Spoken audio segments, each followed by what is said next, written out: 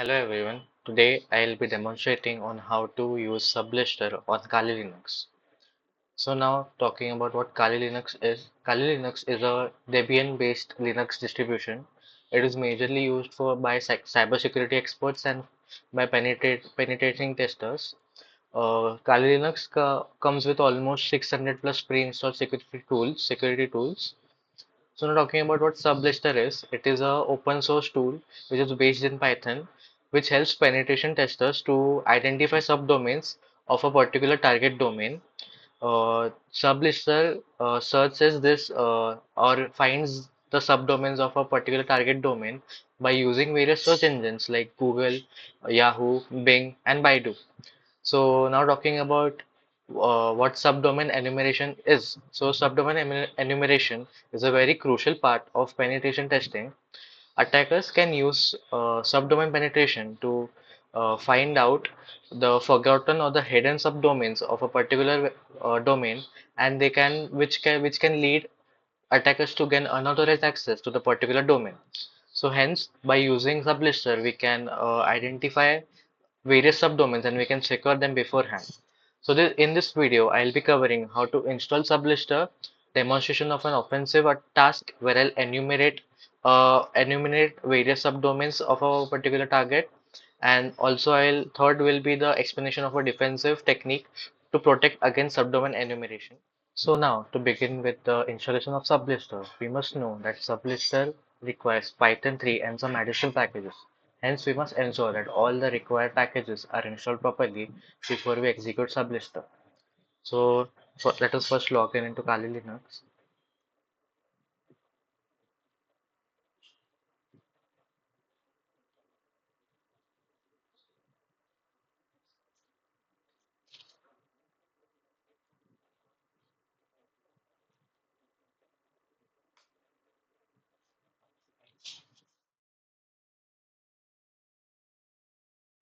So as you can see, we have been successfully logged into Kali Linux. So now first let us open the terminal for Kali Linux, which will be Control Alt T. T. Hence we have opened the terminal for Kali Linux.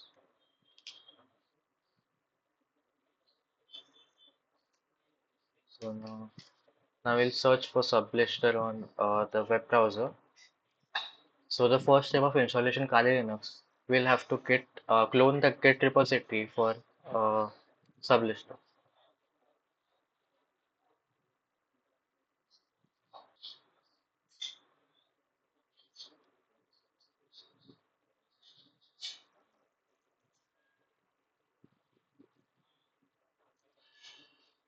We'll simply search for Sublist3r GitHub, then we'll click on the first link.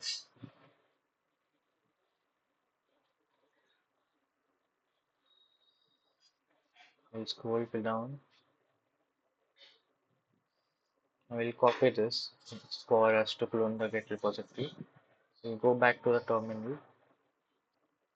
So here we'll simply paste the Git repository. We'll run it.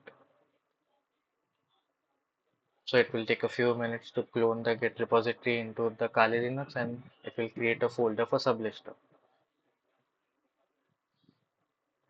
So now after the cloning is done, now we'll move to navigate to the directory for Sublist3r. So we'll simply write cd sublist3r Sublist3r. Now we'll simply check for all the install files in the Sublist3r. We'll write ls. So we have license requirements.txt, our Sublist3r, the manifest.n file, setup, the readme, and the subroot. So now we'll install and check whether all the necessary packages of the version of Kali Linux is up to date. So hence now we'll type sudo apt update, enter. We'll quickly enter the password.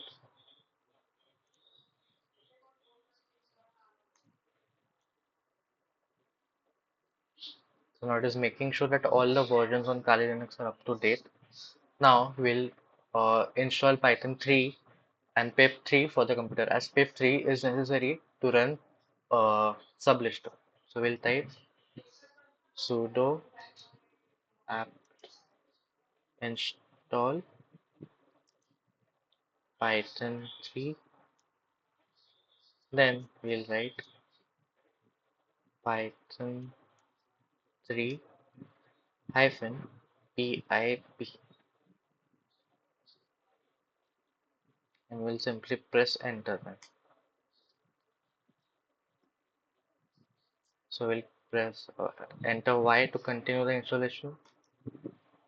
So now our installation for Python 3 and pip 3 is nearly completed. Now we'll check if all the required things for Sublist3r are installed properly. So we'll type sudo pip install -r space requirements dot txt.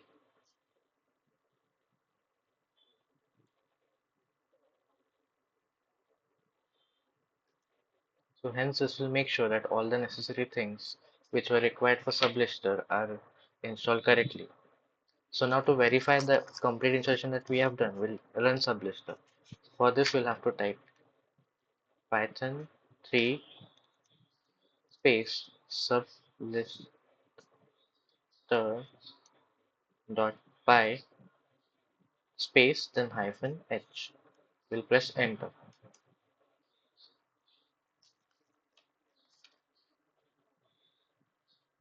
So now as you can see, Sublist3r is up and running, and it has explained some basic options like hyphen h is for help, slash d is to specify a domain, slash b is for brute force, hyphen p is for ports, hyphen v is for verbose. Similarly, t and e are for threads engine, and o is for output. So the requirements.txt file which we had done earlier was not executed properly. Hence we used, just to correct that, I have used a new command pip3 install -r requirements.txt hyphen break system packages. So now this has completely ensured that all the packages have been necessarily installed which will require for Sublist3r.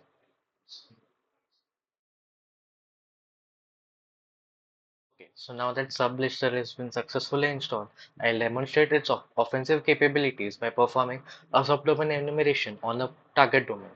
So subdomain enumeration is a key step in cybersecurity for allowing penetration testers to map out the attack surfaces for the domain. So now let us start Sublist3r first. Type Python 3 sublist3r.py sublist3r.py and press enter. So now a sublist3r is up and running. So now step one for subdomain enumeration will be as follows. We'll write Python 3 sublist3r dot py hyphen d, and we'll write a target domain example dot com. So now what this command will do is here the hyphen d helps us to specify the target domain. So now we'll press enter.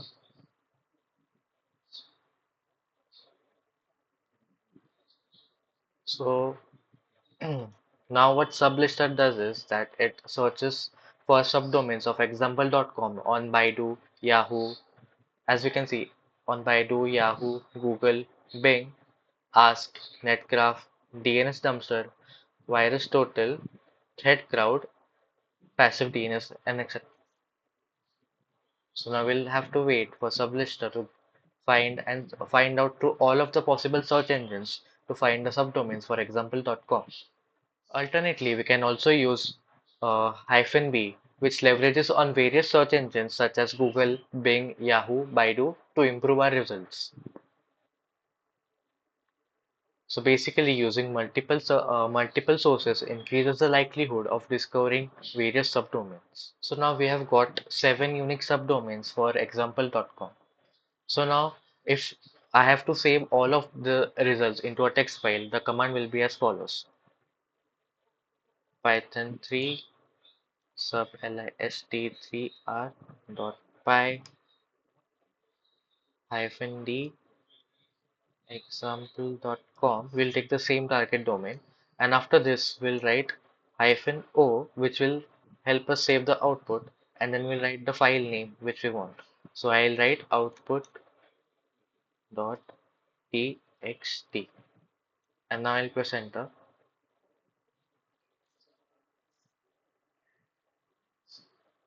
So now it will carry out the subdomain enumeration again, which we did previously. So now we have successfully got our results for example.com. So now let us check if the output which is given by the sublister is saved in a file which we have specified earlier. So we'll simply write ls to check whether output.txt file has been made. So here we can see that output.txt file has been made successfully. So now to view this file, we'll simply write cat and the file name output.txt. We'll press enter. So now as you can see, the cat output command is giving an error. So we'll just manually go and check whether the results have been saved. We'll just quickly minimize all this, go into home,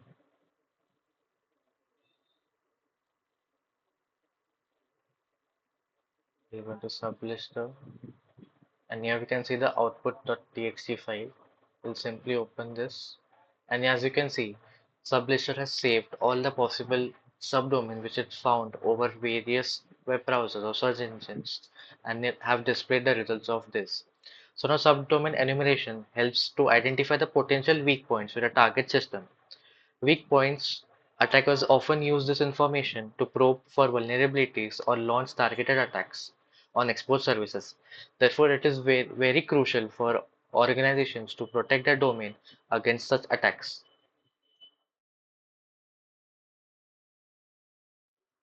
So now that I've demonstrated the offensive tech capabilities of sublisters, so let us move our focus towards the defensive techniques that can protect a domain from subdomain enumeration. These techniques can prevent unauthorized enumeration and mitigate potential security risks. So now, the first task that we'll do is to enable DNS security extensions. So the first defense mechanism for subdomain enumeration is DNSSEC, which stands for DNS security extensions. So which adds an extra layer of security to the DNS records and ensuring that the responses cannot be tampered with. So to do this, we'll write a command which will be dig space example.com, which was a target domain. We'll write DNS key plus short. So now there is a DNS lookup utility which queries the DNS servers and returns the DNS records. And the DNS key is shows whether the DNS EEC SSEC has been enabled to the domain. Now we'll press enter. So now it has been enabled. So the second task will be to configure the rate using uh, UFM, which is the firewall. So this is another defensive technique which will limit the rate of DNS queries using UFW, which is uncomplicated firewall. So now to implement this, we will have to install UFU. So we'll write sudo apt install UFW and we'll press enter. I'll quickly enter the password. So now it will install all the dependencies which are required for UFW. So after its installation, we'll enable the UFW. So now that the installation is complete, so now we'll activate the firewall for example.com. So we'll simply type sudo ufw enable.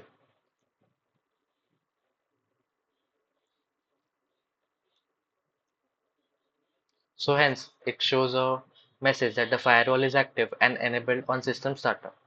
So now we'll apply rate limiting on DNS queries with using the following commands, which I'll type. So we'll write sudo ufw 53 slash tcp comment space codes limit DNS enumeration attempts, close it, enter.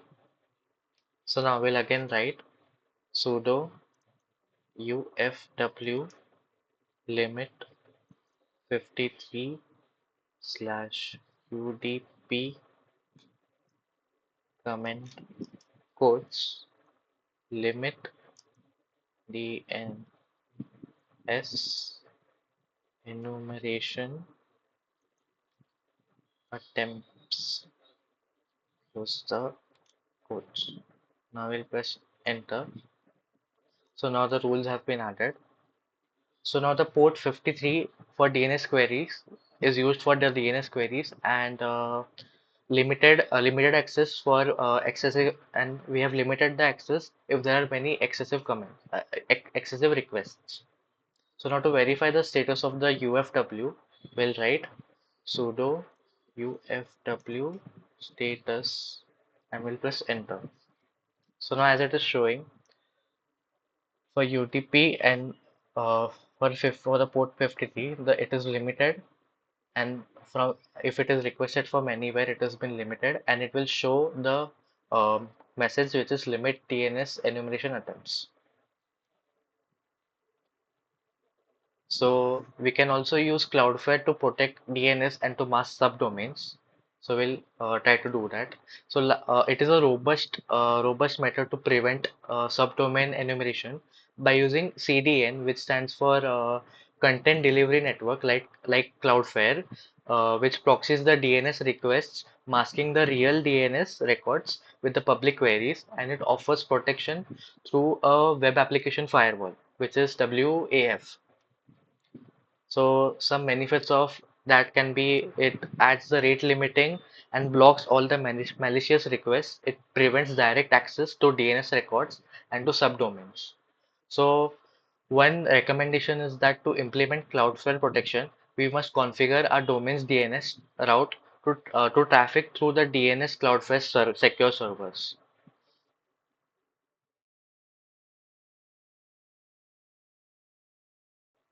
So hence now we have successfully attempted offensive technique using Sublist3r, and as well as the defense methodologies which we can come up with to protect our domain for subdomain enumeration. So what we did in this video was we installed Sublist3r on Kali Linux and verified its functionality.